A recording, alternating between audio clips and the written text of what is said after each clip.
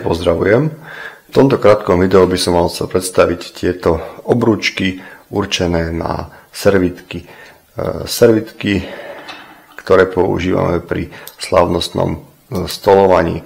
To vyhotovenie je veľmi elegantné, pôsobí veľmi hodnotne, kedy obrúčka samotná je z kovu, respektíve z nerezového materiálu.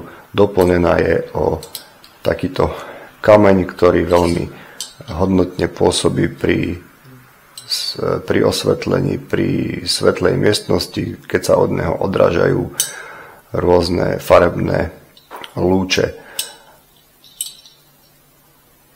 Ich šírka, respektíve ich hrúbka, ich priemer je dostatočný na to, aby sme vedeli do tejto obruče vsadiť obrusok a týmto spôsobom vlastne